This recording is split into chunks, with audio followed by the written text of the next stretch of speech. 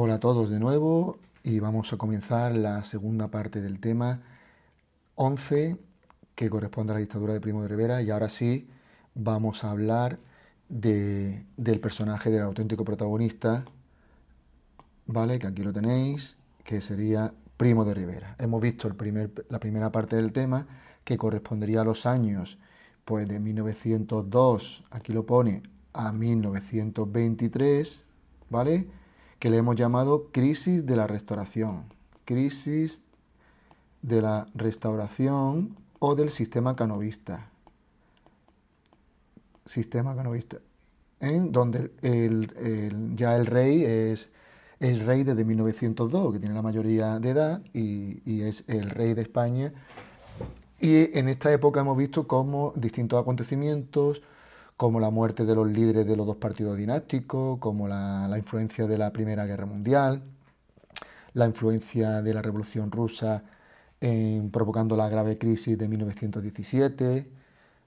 En ese mismo año también se produce una crisis militares con las juntas militares, también se produce una crisis política con la Asamblea de Parlamentarios en Barcelona y se produce una grave crisis social donde los partidos obreros, los sindicatos, la UGT, CNT, tienen muchísima importancia y muchísima afiliación por parte de los obreros y continuamente pues estamos en un caos absoluto con manifestaciones, con huelga, con cierre de fábricas, llegando ya a los años posteriores a 1917 con lo que se ha llamado el bolchevismo, tanto en el campo, sobre todo en Andalucía, los 3 años del trienio bolchevique en Andalucía, como en el mundo urbano, en las fábricas, en Barcelona, con lo que se ha llamado el pistolerismo.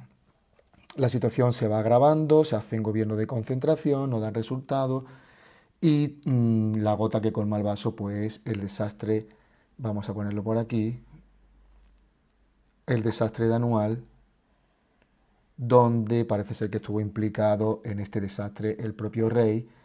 Se hace un informe, un estudio por el general Picasso, hay muchas dificultades para esclarecer lo ocurrido. Aquí vamos a ver las imágenes, ¿eh? Aquí estáis viendo el desastre, 10.000 muertos abandonados, no pudieron ser recogidos, calcinados, comidos por las alimañas, etcétera, etcétera. Y entonces, antes de que viera la luz este informe completamente, pues da el golpe de Estado Primo de Rivera, ¿vale? El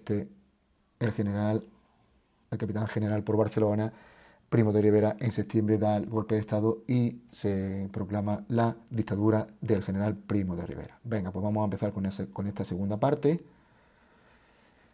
¿vale? Y vamos a ver un poco de las características generales de esta dictadura. Decir que él se proclamó como un cirujano de hierro, donde va a venir un símil es abrir el cuerpo de España, que está infectado, ¿no? Pues él va a coger el bisturí, va a abrir y va a eliminar los grandes males que tenía España. Aquí, luego vamos a ver aquí los tres retos que va a tener, los tres grandes males, pues podemos decir el desorden público, el problema de Marruecos y el problema del nacionalismo, ¿vale? Entonces él se proclama un cirujano de hierro. Sería una situación provisional. Él en principio piensa estar por 3 meses, sería 3 meses, pero a posteriori, cuando ve los buenos resultados, se va viniendo arriba y resulta que el periodo suyo pues va a estar durante 6 años. Aquí está, en suficiente, en 90 días, él cree que va a regenerar el país, va a poner orden y luego él se va a quitar y va a poner una situación, digamos, liberal, democrática, pero no. Él, viendo los buenos resultados de su política, pues va a estar en total 6 años y 4 meses. Va a terminar en enero del 30.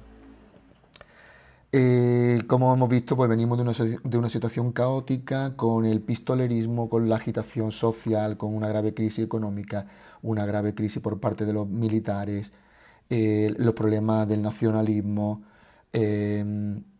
el problema de Marruecos, o sea que hay una situación muy complicada y él se proclama que él va a ser el que va a salvar la patria de estos males.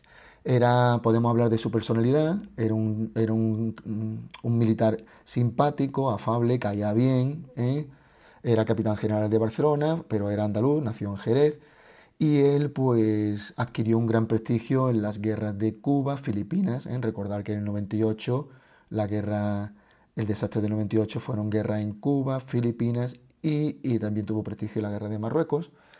Y como militar que era, pues los valores que va a defender es el orden, la disciplina, la autoridad y el amor a la patria. Él sentía que España se podía partir y entonces él no lo va a permitir.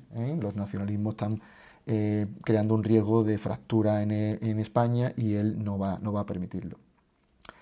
Viendo la situación tan difícil que estábamos atravesando, muchos políticos, incluso por supuesto el rey, que no hizo nada por detener el golpe, pues muchos vieron como bueno este golpe. Entonces fue un golpe, digamos, light, no es una dictadura como nosotros podemos figurar, hombre, hubo represión, pero no es como una dictadura al uso, ¿no? Fue mucho más suave y con muchísimas medidas sociales, ahora como lo vamos a ver ahora, y realmente en varios aspectos tuvo muchísimo éxito. Ya hemos visto la personalidad, lo he puesto aquí y también lo he puesto aquí, para que no os liéis. Y bueno, como también podemos hablar de las características del golpe, de la dictadura, pues los objetivos, los grandes objetivos. Esto también se va a repetir en la siguiente página.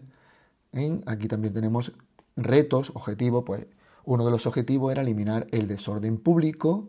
Pues aquí tiene que venir vamos a ver, el desorden público lo podemos relacionar con el terrorismo anarquista de la CNT, con muchísimas huelgas, unas huelgas muy extensas, las fábricas se tiraban periodos de meses paradas y eso pues no podía estar permitido porque la economía se venía a pique, ¿vale? Entonces el terrorismo anarquista era un grave problema que creaba mucha agitación social. Otro problema era aquí lo tenemos, el problema de Marruecos, pues posiblemente por aquí también, aquí está la situación de Marruecos. Otro problema era el separatismo catalán, los partidos separatistas catalanes y vascos.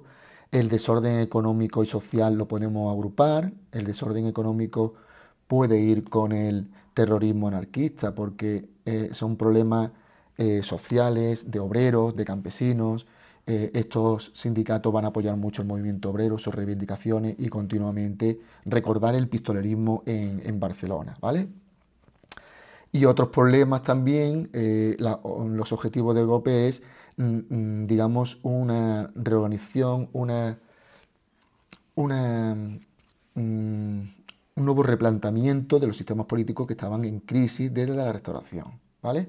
Él era un auténtico reformista, regeneracionista en la palabra. Hay que regenerar el sistema político fruto de la caída de los partidos dinásticos, liberal y conservador, y del aumento de los partidos que no eran dinásticos, como nacionalistas, socialistas y republicanos. Estos, a grandes rasgos, serían los grandes males de la España de 1923. Lo podemos agrupar aquí, más fácil para vosotros, en tres retos. Aquí se puede, porque el desorden, aquí viene el desorden público, pues tiene que ver con la crisis económica, con la crisis social, con los sindicatos, especialmente con la CNT.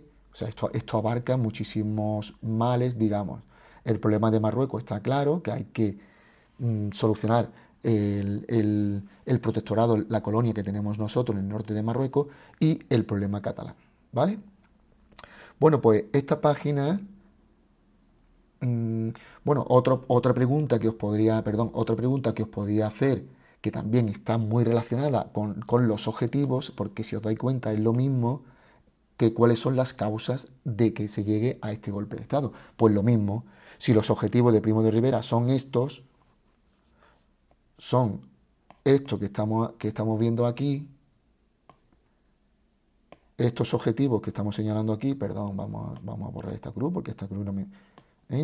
esto que estamos aquí son los objetivos, pues las causas del golpe tienen mucho que ver con estos objetivos. Vamos a leerla un poco, las causas en los nacionalismos, pues volvemos a lo mismo, los nacionalismos, eh, la crisis de la restauración, los problemas y conflictos sociales, el problema de Marruecos, se vuelve a repetir el protagonismo del ejército, tú en el examen lo puedes repetir, esto te lo preguntaré en el examen, te lo puedo preguntar como bien, te puedo hacer la pregunta de dime las características generales de la dictadura de Primo de Rivera, me pones todo esto, dime los objetivos del golpe, dime, otra pregunta puede ser las causas del golpe, que es lo mismo, simplemente que aquí también hemos puesto en...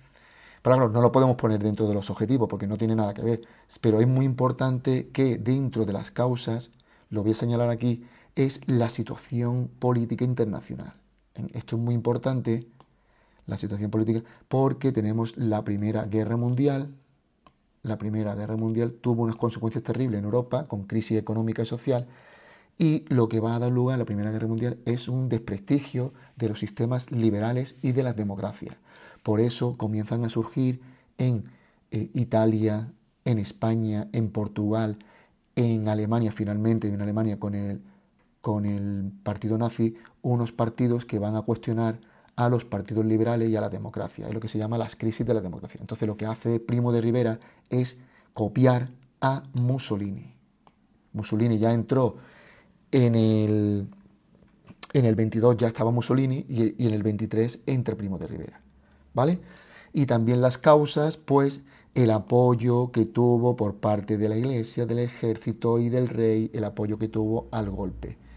Ya sabéis, la Iglesia, el ambiente anticlerical que había en esa época, sobre todo de los partidos obreros, de los sindicatos anarquistas, hay un movimiento anticlerical muy fuerte. Cualquier manifestación que había le daba a la gente por quemar conventos, por quemar iglesias, ¿vale?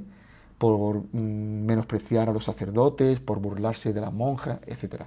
El ejército también lo vio bueno porque había un desprestigio del ejército como consecuencia del 98. Y el rey pues también lo ve bien. El rey siempre estaba con el ejército, a favor del ejército, ¿vale? Al rey se le llamaba el africano por el apoyo que tuvo a la colonia de Marruecos, ¿vale? Entonces, más o menos todo es lo mismo, causas, los objetivos, están todos interrelacionados, ¿vale? Una vez visto las características, hemos visto las características donde hemos hablado del periodo de que era una etapa provisional, hemos visto la personalidad de Primo, hemos visto los valores que trae, hemos visto los objetivos que persigue, hemos visto, bueno, pues cómo se proclama cirujano de hierro, y hemos visto también las causas del golpe, pues pasamos ya a la etapa de la dictadura de Primo de Rivera. Lo primero que tenemos que hacer es dividir, va a haber dos etapas. Una sería el directorio militar, que iría del 23 al 25, que aquí no lo pongo, pero es importante, en la explicación se me ha pasado ponerlo, y es que es un gabinete, es formado por 8 capitanes generales, o sea, que no son civiles, que no son políticos al uso, son generales, y él es el director general. Es un directorio, es como un equipo directivo, un gabinete que se llama, y él lo que hace es suprimir todos los políticos que son civiles por militares. Entonces, esto es una etapa militar. Aquí va a quitar todos los políticos. Venga, y empezamos. Y dura simplemente 2 años. Los grandes retos que se plantean, ya lo hemos dicho antes, esto es fundamental, el desorden. Recordar que siempre ha ocurrido lo mismo, siempre recordar cuando llegó Cánovas, el objetivo de Cánovas era el orden, el centralismo, porque en la época anterior, los años previos, hubo un descontrol absoluto. Recordar cómo terminó la Primera República con el cantonalismo, con la guerra carlista, con la guerra de Cuba, pero sobre todo con el cantonalismo. La gente se fue de madre y entonces siempre hay lo mismo. Cuando hay una gran agitación social, un desorden económico, una crisis económica, un desorden social, siempre van a venir políticas, políticas autoritarias. que van a traer orden frente al desorden, porque con desorden, con el caos no se puede vivir, porque te afecta a la economía, te afecta a la sociedad. Entonces un país no puede permitirse estar en huelga, que es verdad que los obreros pueden llevar razón, por supuesto que sí, pero hay que llegar a acuerdos, con los sindicatos tienen que llegar a acuerdos con la patronal, mucho diálogo para intentar evitar las huelgas, porque también salen perjudicados los obreros, no cobran. Entonces hay que intentar evitar las huelgas, las manifestaciones, los disturbios, porque el país se resiente. Entonces, ¿qué hace para eliminar el desorden? Y que tuvo muchísimo éxito, pues declaró el estado de guerra. Estamos en un estado de guerra. Es como si España está en guerra con países vecinos o países del exterior, con otros países, ¿vale? ¿Qué hace? Pues hay un estado de guerra, tú no puedes salir a la calle, hay un racionamiento de los alimentos, hay un control absoluto de la sociedad, hay un control absoluto de los medios, se eliminan las garantías constitucionales, se eliminan los derechos, las libertades, y esto es lo que pasa. Esto es lo que pasa. ¿Qué vamos a tener aquí? Pues la palabra se eliminan, se suprimen las garantías constitucionales. Se suprimen las libertades y los derechos, como el derecho de reunión, el derecho de prensa, la libertad de prensa o la libertad de imprenta. Hay censura, ¿eh? Los periódicos están súper controlados, se pueden cerrar, la libertad de asociación, de reunión está eliminada. O importante, fin de las cortes, el Parlamento se va a cerrar, no hay nada que debatir, fin de los partidos políticos, fin de los sindicatos, sobre todo a la CNT. A la CNT le puso la cruz como la protagonista de los grandes disturbios, de los grandes males causados en la sociedad y en la economía. La CNT, Confederación Nacional del Trabajo, era un sindicato anarquista que hacía actos terroristas. Entonces no es como la UGT. Intentó atraerse al otro sindicato que era del PSOE, pero la CNT lo declaró ilegal, lo persiguió. La CNT tuvo que trabajar, tuvo que hacer sus actividades en la clandestinidad. ¿Vale? Se le aplicó a la CNT la ley de fugas, por la cual era una ley que si un sospechoso, una persona, un vecino, un ciudadano, no acata las órdenes que le da un miembro de la seguridad, de los cuerpos de seguridad, un alto, por ejemplo, oye, este alto, y sigue corriendo, que te podían disparar por la espalda, tienen derecho a disparar, si se oye de la policía. Como decimos, la CNT fueron muy perseguidos y pasó a la clandestinidad. Aparte que la CNT ya está siendo muy criticado por la misma población, por sus acciones terroristas. Mucha gente lógicamente no lo ve normal. No entran en el juego político como la UGT. Venga, seguimos. Fin de los ayuntamientos. Se van a poner militares para controlar. Fin de los gobernadores civiles. Van a ser sustituidos por militares. Fin del Congreso, de las Cortes. Fin de las diputaciones provinciales.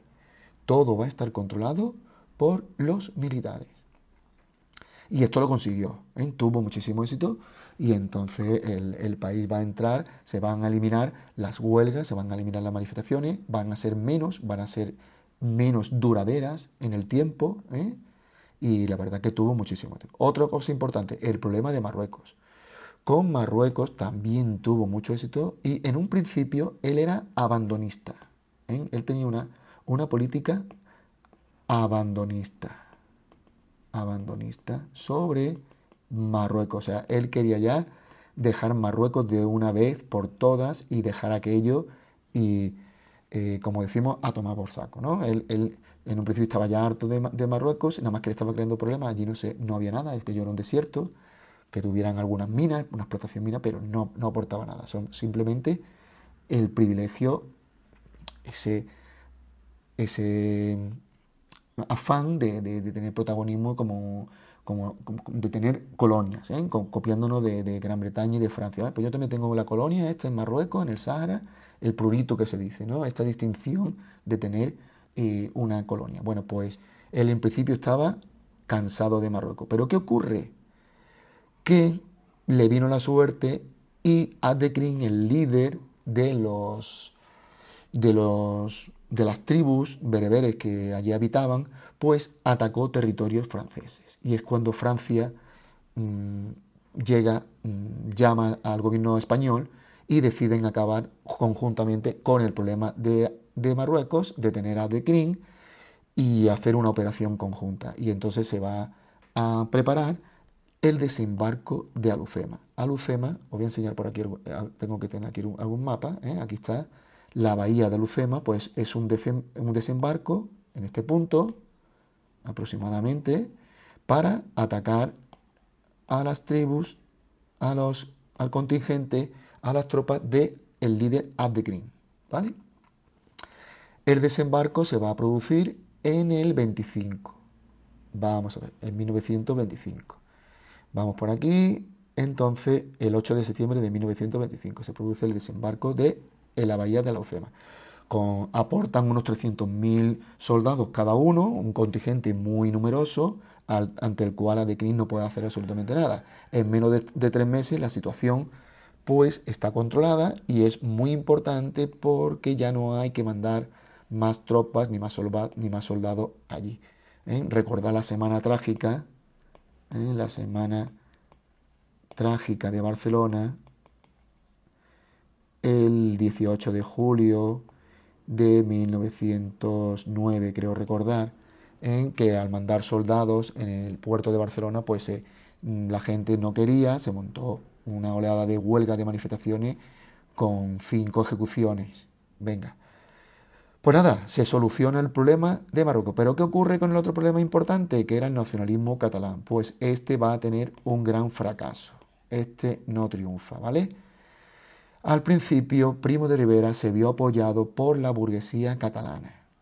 ¿Y cómo puede pasar de apoyar los catalanes a enfrentarse los catalanes a Primo de Rivera? Pues muy fácil. En principio fue apoyado porque la burguesía, que recordar que son los propietarios de la fábrica, propietarios, la patronal, que se le llama siempre la patronal, es lo contrario de los sindicatos, con intereses opuestos. ¿Vale? Claro, estamos en el periodo, recordar el pistolerismo, pues claro, todos los empresarios estaban bastante descontentos con la situación que se estaba provocando. Tenían miedo al movimiento obrero, miedo al pistolerismo, miedo a la CNT, después había miedo al bolchevismo que viene de Rusia, recordad la Revolución Rusa del 17, entonces había mucho miedo a un auge del movimiento obrero, de los partidos obreros como el PSOE, la CNT, o la UGT, los sindicatos, la CNT y el movimiento anarquista. Daros cuenta que con la revolución de noviembre de 1917 en Rusia, el zar Nicolás II y su familia fueron ejecutados. Aquí Alfonso XIII también tiene muchísimo miedo que le pueda ocurrir lo mismo que. Pero ¿qué ocurre?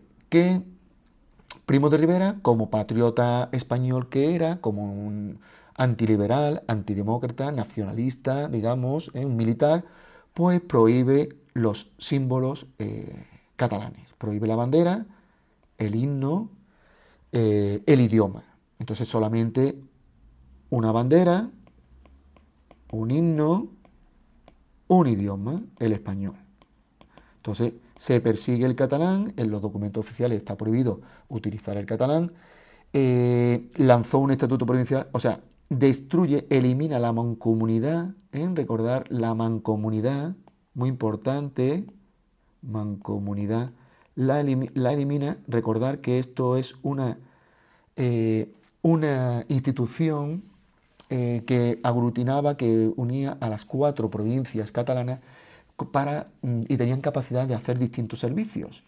Se van a ceder competencias de los ayuntamientos y se lo van a dar a esta mancomunidad de Cataluña. Estaban unidas Tarragona, Lérida, Gerona y Barcelona, se unen. Esto ocurrió en 1914, después del gobierno de Canalejas. Canalejas fue asesinado en el 12, pero él ya aprobó la ley durante su gobierno, y entonces se creó la mancomunidad, como decimos, en 1914, pero ahora él la elimina, ¿vale? Entonces Cataluña desde entonces le va a hacer una gran oposición a Primo de Rivera. Aquí no triunfó. Bueno, vamos a ver, entonces ya tenemos la primera parte, que es el directorio militar, Y pasamos a la segunda parte, que sería el directorio civil, ¿vale? Aquí tenemos una especie de introducción y en resumidas cuentas lo que quiere decir es que él se hace fuerte. Todo lo que iba a ser para 3 meses se va a prorrogar y va a continuar en el gobierno. Y como ve el éxito que ha tenido después de África y ha conseguido poner orden, paz en la sociedad, en la industria, en los movimientos sociales, ha conseguido África, pues se ve que alcanza una gran popularidad y mandas los militares, ya no le hacen falta los militares y va a sustituir los militares por civiles. Lo va a sustituir por civiles y crea un gobierno de civiles. Pero con la clara intención de no dejar el poder. La gente se quedó asombrada de que este hombre seguía y entonces, bueno, pues con el futuro va a ir incrementando la oposición. Bueno, un político muy importante, aquí tenemos Calvo Sotelo. Creo que, no sé, no recuerdo bien, pero Calvo Sotelo podría ser el Ministerio de Economía o de Hacienda. No, fue muy importante la labor que hizo Calvo Sotelo en la política social y económica.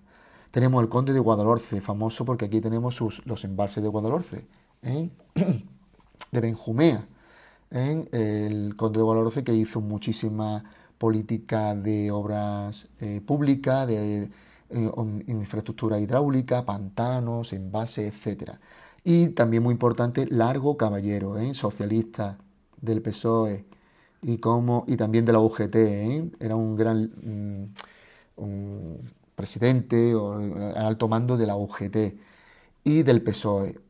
Y bueno, ¿cómo pudo llegar un socialista? Porque el PSOE se pensó mucho en apoyar el golpe, porque había dirigentes del PSOE que no quisieron apoyar el golpe, como Indalecio Prieto, Fernando de los Ríos, ¿vale? Pero Largo Caballero sí. ¿Qué pasa? Que Primo de Rivera va a hacer una gran política social. Él quiere tener contento a los obreros. Él los va a mimar. Y entonces él quiere recurrir a la UGT, donde Largo Caballero era el líder indiscutible de la UGT. Entonces él se atrae a la UGT, no así a la CNT. Recordar, no quieren saber nada de la CNT porque era anarquista y... Perdón, vamos a ver. Era anarquista y hacía actos terroristas. Entonces él sí se quiere atraer a la UGT para entre todos pues hacer una gran política social. Y por supuesto también pues el gran modelo de su régimen que se va a ver ahora es Mussolini en el partido fascista en Italia, el partido de Mussolini, ¿vale? Y a esto se le llama el directorio civil porque hemos echado fuera los militares. Militares fuera y ahora sí tenemos políticos en pues personalidades del mundo de lo civil, ¿vale? Pues vamos a ver, los dos grandes bloques que tenemos aquí, su grande aportación son en lo social y en lo económico. Vamos a ir primero en lo social. En lo social, él mimó muchísimo, él va a intentar tener contento a los obreros y va a hacer una gran labor social, ¿vale? Su política se va a llamar corporativismo, está copiada de Mussolini. ¿Qué es el corporativismo? Pues es una institución, es una forma de gobernar que estaría entre el capitalismo y el comunismo.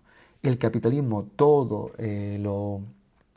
digamos que todo va a depender de la oferta y la demanda, del liberalismo más radical, el Estado no interviene, ¿vale? Hay que dejarlo a las empresas, tú puedes crear la empresa, puedes despedir, te da muchísimo poder al empresario.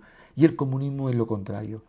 El comunismo, el Estado interviene muchísimo, prevalece la igualdad, los obreros van a tener preponderancia frente al empresario, las empresas son todas públicas y, bueno, esto viene por supuesto de lo que hemos dicho, de 1917 en Rusia, ¿vale?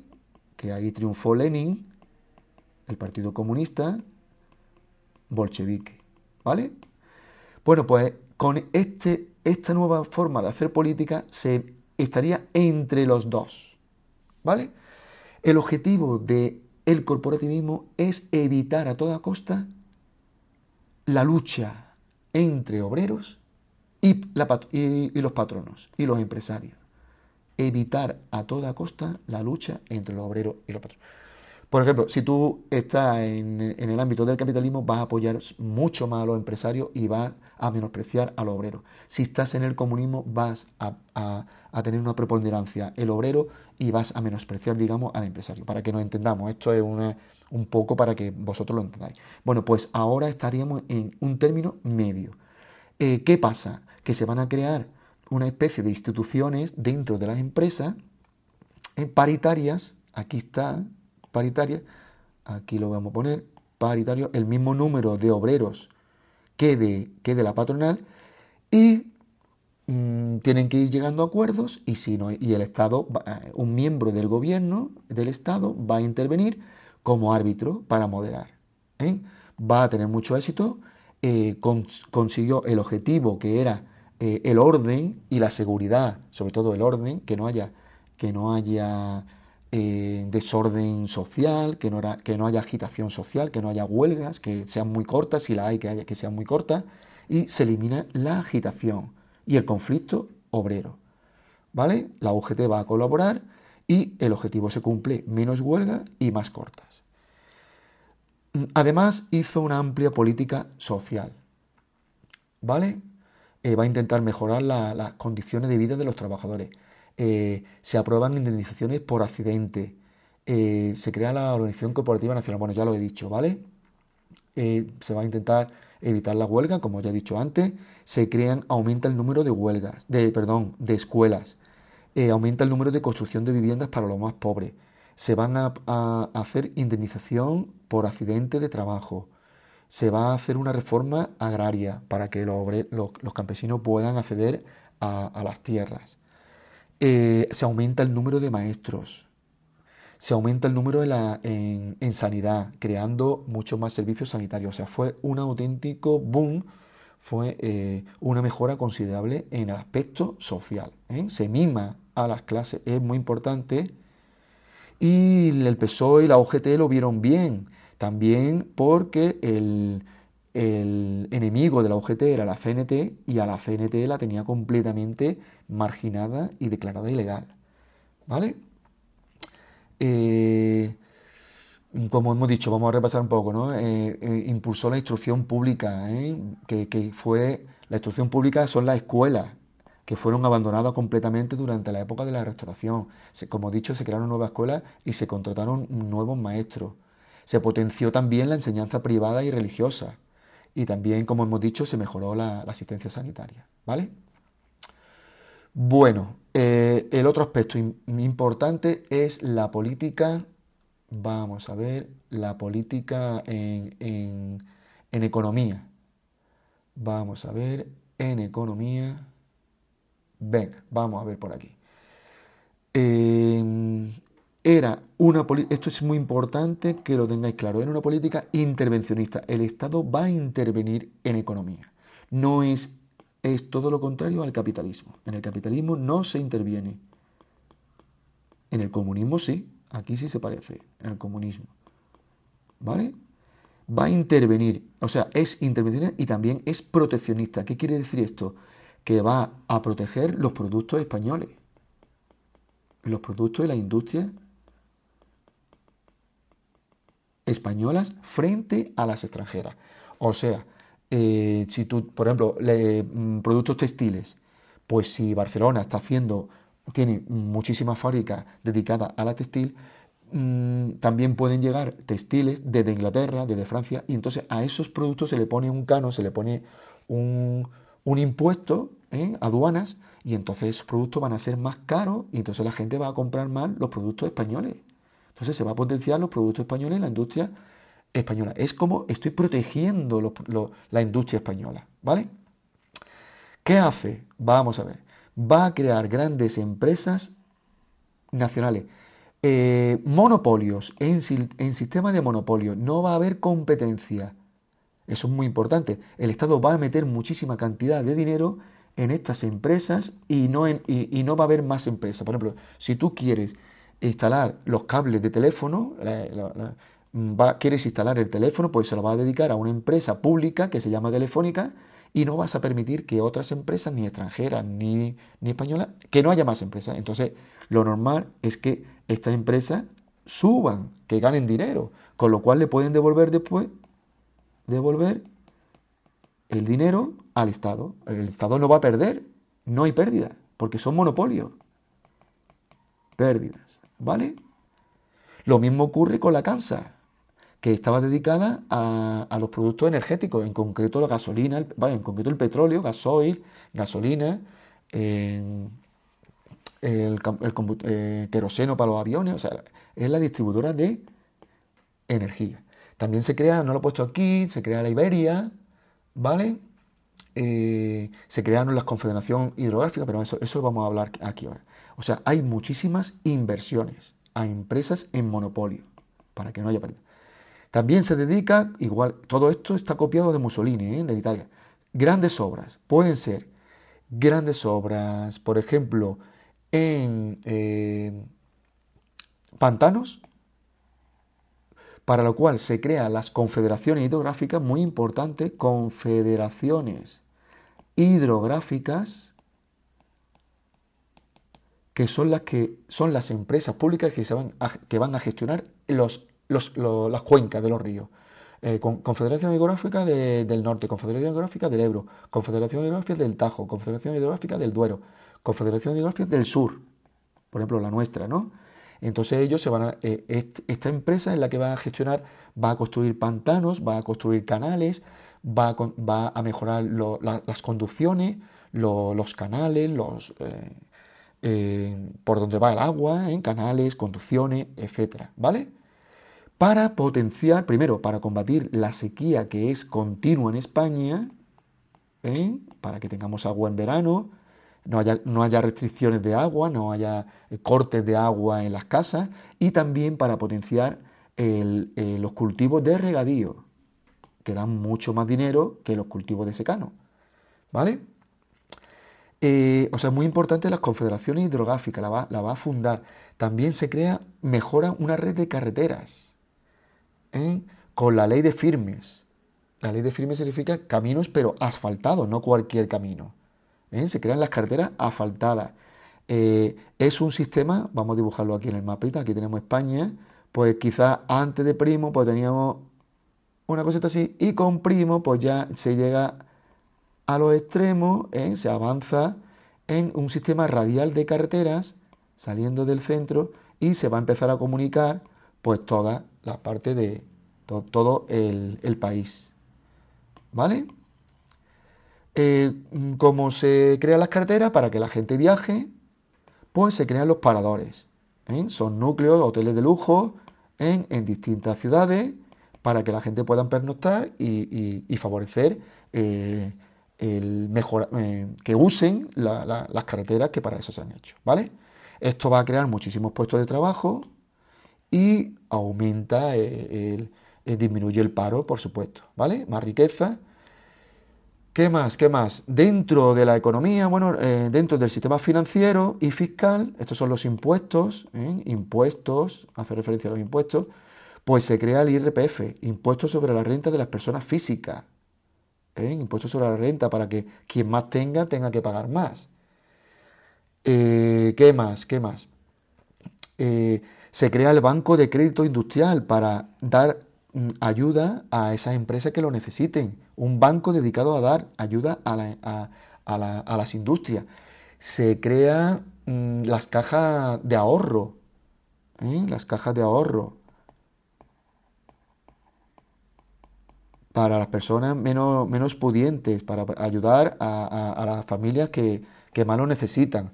Y bueno, pues después destacar que este éxito que va teniendo, pues todavía se ve corroborado por en 1929, para dar a conocer lo que se estaba haciendo en España, para darlo de conocer al exterior, pues se crean dos grandes eventos, como sería la Exposición Universal de Barcelona y la Exposición Iberoamericana en Sevilla. Esto fue muy importante porque da a conocer lo que se está haciendo, la política que se está haciendo en este momento por parte de Primo de Rivera. ¿vale? Tuvo muchísimo éxito y muy importante, ¿vale? Bueno, pues a grandes rasgos aquí tenemos ya, hemos visto un poco los dos periodos de Primo de Rivera. Hemos visto en el plano social sobre todo y en el plano económico. Vamos a ver ahora la oposición y caída del dictador. Vamos a ver aquí, oposición y caída del dictador. Venga, esto también vuelvo a destacar lo que es como siempre estamos viendo, ¿eh? Siempre son los mismos grupos los que, si hay un régimen, digamos, autoritario, conservador, represor, pues los partidos más liberales, la gente más liberal son o más preparada, más que están a favor de la libertad, pues son los primeros que van a empezar a criticarlo. Entonces aquí tenemos varios grupos. Venga, vamos a ir viéndolo. Tenemos, en primer lugar, tenemos los intelectuales. ¿eh? Pensar que aquí estamos en 1923 y todavía la generación del 98 pues fue muy crítica. Dentro del 98 tenemos Valle Inclán y Unamuno. Intelectuales son escritores, periodistas, rectores de universidades, profesores de universidades y figuras como Valle Inclán y Unamuno. Sobre todo Unamuno. Por sus críticas, fue destituido como rector de la universidad. Él era de Salamanca y fue destituido como rector se cerró la universidad en 1928 y creo que fue destinado a las Islas Canarias. Fue allí como castigado con un tiempo de permanencia allí en las Islas Canarias. No recuerdo muy bien, estoy hablando de memoria, ¿vale?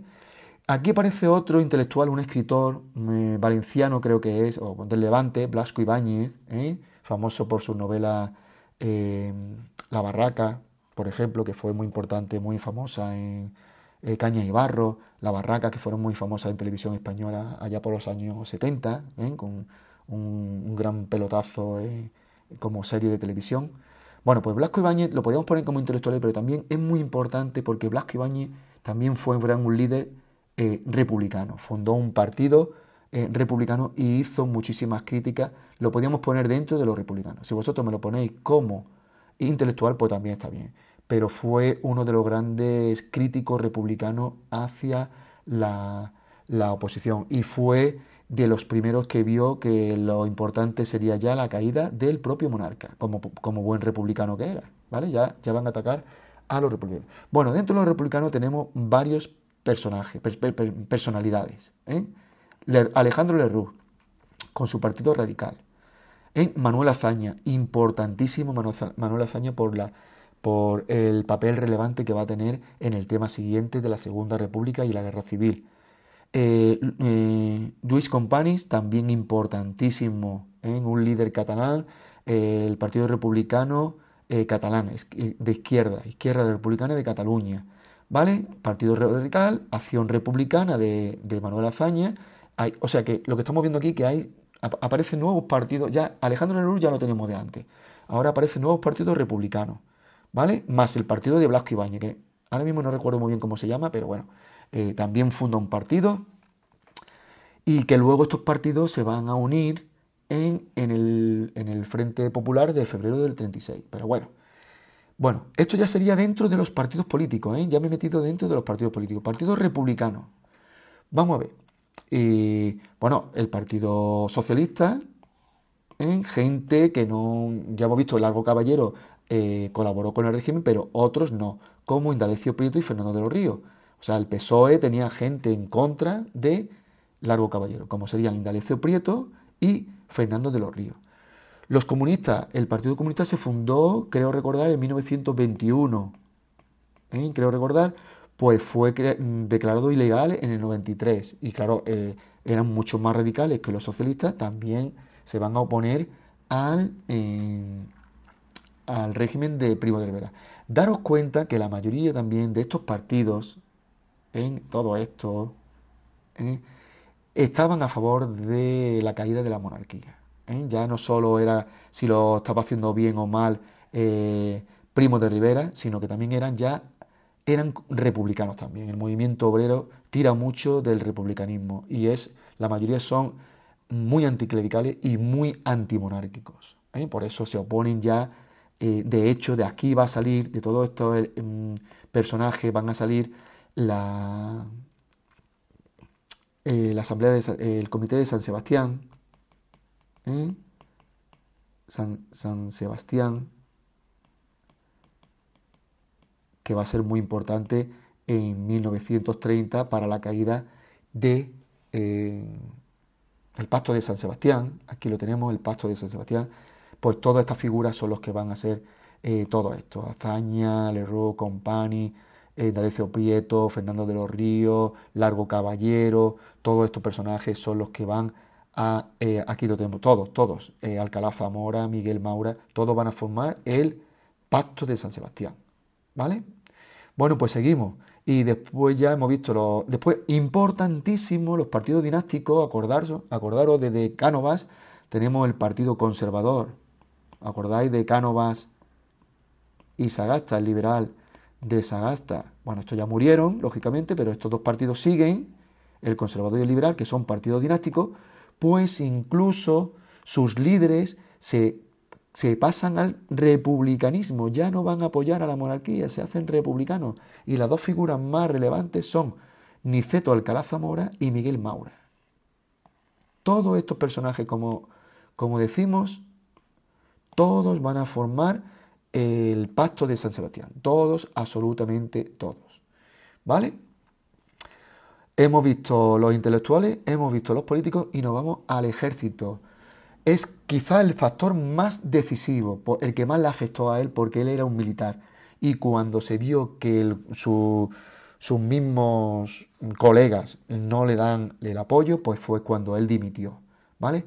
Ya en 1926 el general Sanjurjo intentó dar un golpe de estado contra Primo de Rivera, llamado la Sanjuanada, ¿vale? Fracasó, y los motivos del golpe de Sanjurjo, pues la política de ascenso, que no estaba de acuerdo, incluso enfrentamiento personal, ¿vale?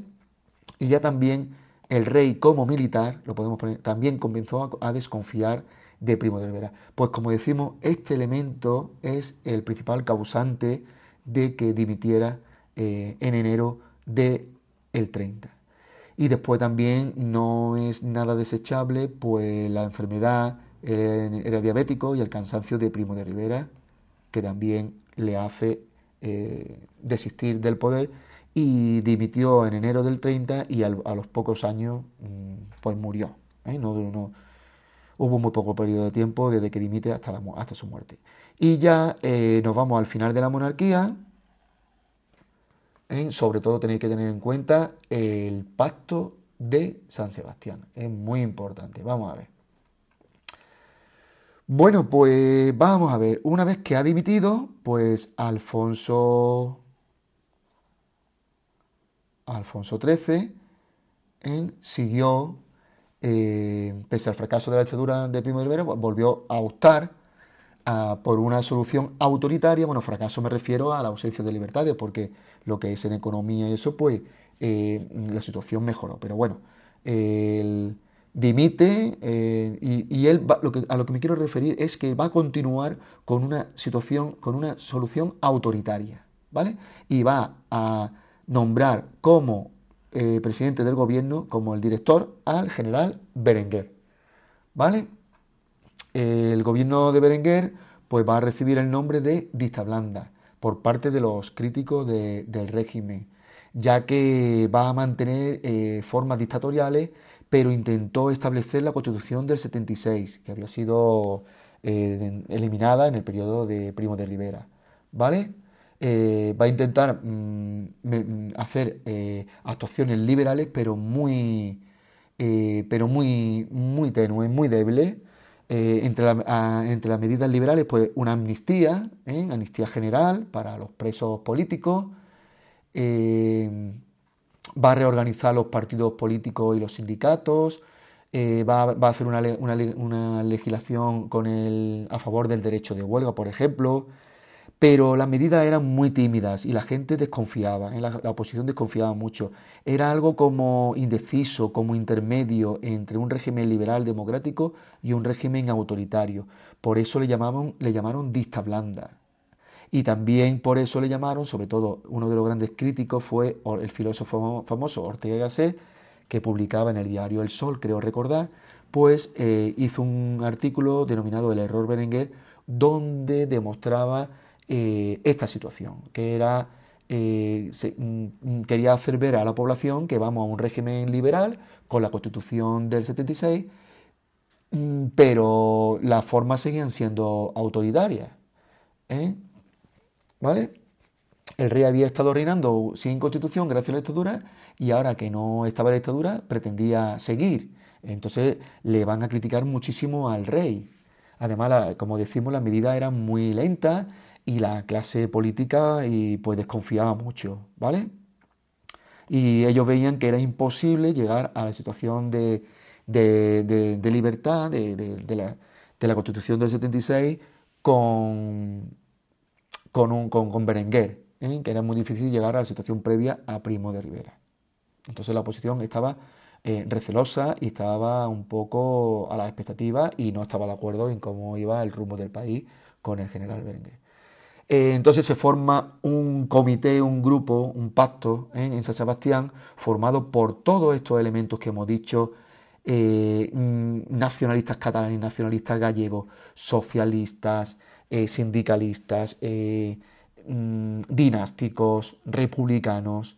Se va a formar un comité, me parece que tengo aquí fotos, aquí está, este es el comité, este que hace el pacto de San Sebastián, personajes muy importantes en hazaña. Vamos a ver. Alcalá Zamora, Largo Caballero, no se ve bien aquí, bueno, estoy marcando, pero bueno, no pasa nada. Indalecio Prieto, hazañas muy importantes. Ahí se me ha cortado un poco la foto, pero bueno. Fernando de los Ríos, Casares Quiroga. Bueno, estoy hablando un poquito de memoria, no. Y estos intelectuales, estos políticos del Pacto de San Sebastián, lo que quieren es dar un golpe de Estado, hacer una jornada de huelga, de manifestaciones, un golpe de Estado que se va a prever para el 15 de diciembre, lo que pasa es que luego se va a adelantar, y una vez que triunfe esa jornada de huelgas, de manifestaciones, de golpe, pues ellos quieren crear, van a crear un gobierno provisional en el cual van a pedir pues una nueva legislación con todos los derechos que estaban previos a la dictadura de Primo de Rivera. Ellos van a pedir que ellos sean un gobierno provisional, van a pedir que se les celebren unas cortes, que se vuelvan a abrir las cortes, que se celebren unas cortes constituyentes para crear una nueva constitución con todos los derechos, con todas las libertades, con todos los derechos constitucionales que teníamos antes de Primo, y ese es el objetivo, y ese es el objetivo, o sea, volver a la situación anterior a Primo de Rivera con todas las libertades que había, ¿vale? El golpe, como decimos, se prepara para el 15 de diciembre, pero llegan a oídos de los que van a hacer el golpe que el gobierno estaba al tanto de este golpe y se adelanta en Jaca por los oficiales Fermín y Galán y García Hernández. También importante que en Madrid también hizo un golpe de Estado el hermano de Franco, creo que era Nicolás Franco, también da un golpe de Estado, o sea, vamos a ir recordando a Franco, ¿no? Pues fijaros cómo el hermano era bastante contrario a estos gobiernos autoritarios, ¿vale? Pero este gobierno fracasa, este golpe fracasa y son ejecutados, aquí lo he puesto, perdón, son ejecutados y estos dos oficiales van a ser van a quedar como mártires y mártires del republicanismo, mártires de la Segunda República, que no se olvide Fermín Galán y García Hernández. Bueno, posteriormente a este golpe se va a producir una huelga general creada por la UGT, el, el régimen se está resquebrajando, hay muchísimas críticas, agitación social. Berenguer dimite en febrero del 31 y el rey nombra al almirante Aznar como su sustituto.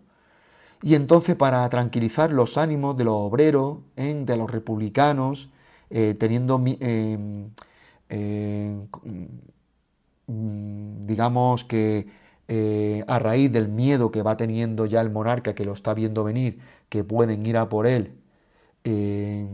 a través del miedo que tiene el monarca, digamos, pues se llega a un acuerdo de crear unas elecciones generales, pero ellos veían que las generales eran muy serias y entonces para palpar el pulso de la población, para ver por dónde iban los tiros de la población, si eran republicanos, monárquicos, a ver si sentía todavía el apoyo, pues en vez de crear unas elecciones generales, hace unas elecciones municipales para el 12 de abril.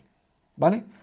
Con el resultado, atención a esto curioso, de que ganan los partidos dinásticos, los partidos monárquicos, ganan, pero sobre todo en los pueblos. ¿Qué ocurre en las grandes ciudades? Me parece que en 50 de las ciudades españolas ganan los partidos republicanos, Y estos líderes lo vieron como un triunfo de los republicanos. Estos eran todos republicanos, vieron como un triunfo porque en las grandes ciudades ha triunfado la república, mientras que los pueblos no, y ellos lo achacaban a todavía la influencia del caciquismo.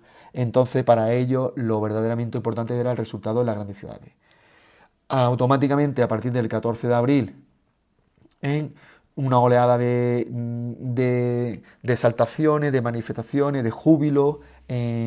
Empezó en Eibar, continuó en la Plaza del Sol, la gente se arremolina, la gente se concentra y preconiza la llegada de la Segunda República y la caída de Alfonso XIII. Alfonso XIII lo ve y huye de España por Cartagena y huye de España para no volver más. Y así hemos terminado el tema de la dictadura de Primo de Rivera, que ha terminado con la caída de la monarquía. No solo cae Primo de Rivera, sino que también ha caído el rey. Y llegamos a estos dos señores pues han caído.